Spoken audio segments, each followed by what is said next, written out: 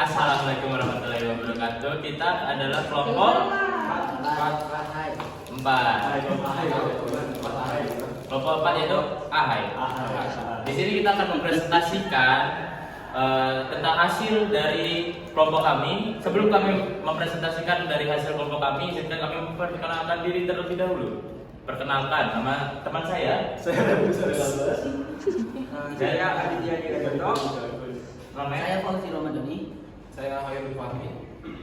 Dengan saya sendiri Kadadali Berantau Sumam, bisa dipanggil Rio atau Sayang. Baik, untuk selanjutnya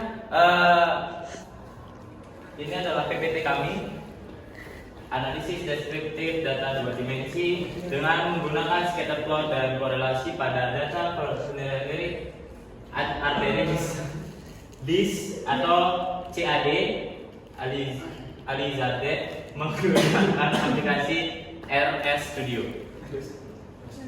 Baik, untuk yang pertama latar belakang saya sendiri. R adalah bahasa pemrograman yang banyak digunakan untuk analisis statistik. Salah satu aspek penting dalam analisis statistik adalah menyajikan hasil dengan cara yang mudah dipahami. Scatter di diagram atau diagram terbesar adalah salah satu alat dari KC7 tools atau 7 alat pengendali kualitas yang berfungsi untuk melakukan pengujian terhadap beberapa kuatnya hubungan antar dua variabel setara menentukan jenis hubungan dari dua variabel tersebut, apakah hubungan positif, hubungan negatif, ataupun tidak ada hubungan sama sekali. Analisis korelasi adalah metode evaluasi statistik yang dipergunakan untuk mempelajari kekuatan hubungan antara dua variabel kontinu yang diukur secara numerik, misalnya tinggi dan umur. Oleh karena itu jenis analisis. Baik, untuk yang selanjutnya, next slide. Selanjutnya adalah tujuan penelitian.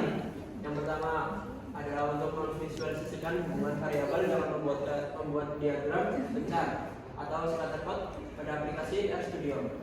Yang kedua, untuk menggambarkan pola hubungan antara dua variabel kuantitatif secara komprehensif dan sistematis pada aplikasi RStudio. Yang ketiga, untuk mengukur kekuatan korelasi melalui perhitungan koefisien korelasi pada aplikasi RStudio. Yang keempat, untuk menentukan tingkat keterkaitan antar variabel dengan akurasi statistik pada aplikasi RStudio. Dan yang terakhir, untuk menentukan arah hubungan dengan menganalisis korelasi positif atau negatif untuk memahami pola perubahan variabel independen terhadap variabel dependen pada aplikasi RStudio. Baik, untuk pengolahan data dilakukan menggunakan scatter plot dan korelasi antara variabel, yaitu X versus Y, lalu Y versus length, lalu H versus BMI, lalu BP versus PR, lalu FBS versus DG, lalu NA versus PBC pada data CAD Alizade. Menggunakan scatter plot. Scatter plot digunakan untuk melihat hubungan antar variabel pada data CAD Alizade. Rumus yang digunakan untuk mencari korelasi adalah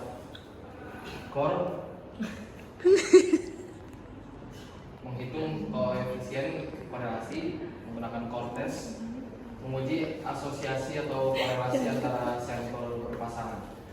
Ia mengembalikan koefisien korelasi dan tingkat signifikasi atau nilai itu. Oke, korelasi. Core test menguji asosiasi atau korelasi antara sampel berpasangan yang mengembalikan koefisien korelasi dan tingkat signifikansi atau nilai P korelasi. Oke, selanjutnya setelah kita menggunakan rumus yang tadi menghasilkan scatter plot seperti ini.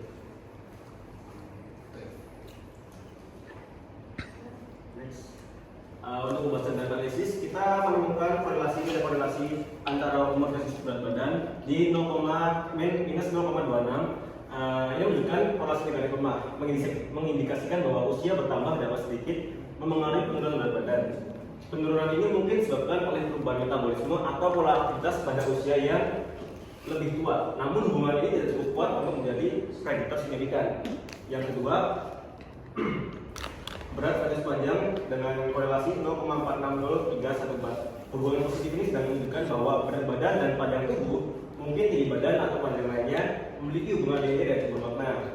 Hal ini sesuai dengan konsep biologis bahwa individu dengan berat badan lebih besar biasanya memiliki panjang tubuh yang lebih besar pula. Meskipun faktor lain seperti struktur tubuh dan genetik juga dapat mengaruhi hubungan ini. Lalu antara umur versus BMI terdapat korelasi minus 0,1614/37. Korelasi negatif ini sangat lemah, menunjukkan bahwa BMI cenderung sedikit menurun seiring bertambahnya usia.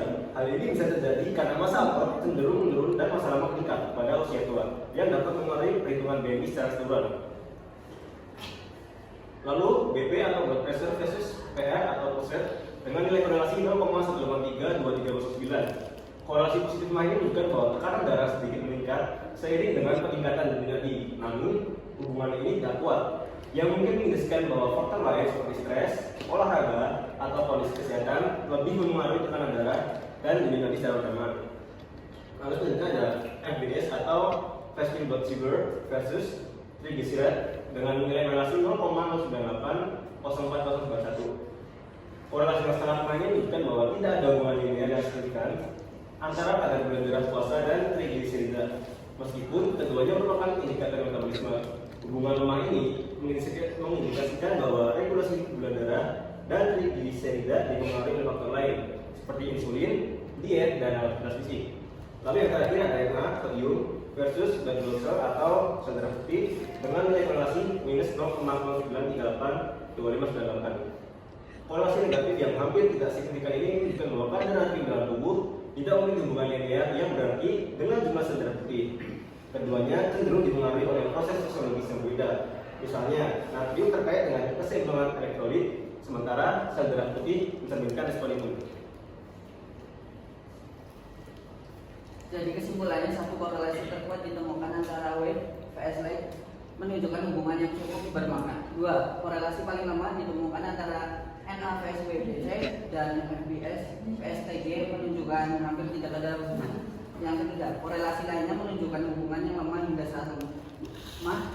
Hal ini mengindikasikan sebagian besar variabel tidak memiliki hubungan linear yang kuat satu sama lain. Yang keempat, sebagian besar pasangan variabel memiliki nilai korelasi yang kecil, baik positif maupun negatif, menunjukkan hubungan yang lemah atau tidak signifikan. Kelima, korelasi Pearson hanya mengukur hubungan linear. Ada kemungkinan bahwa beberapa pasangan variabel memiliki hubungan yang tidak linear, yang tidak ditangkap oleh analisis ini.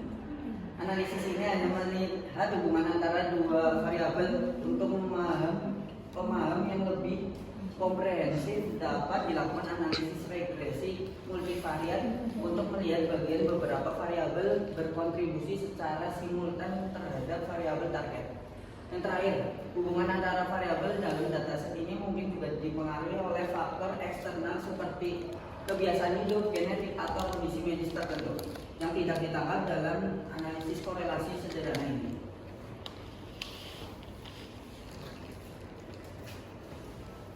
Terima kasih.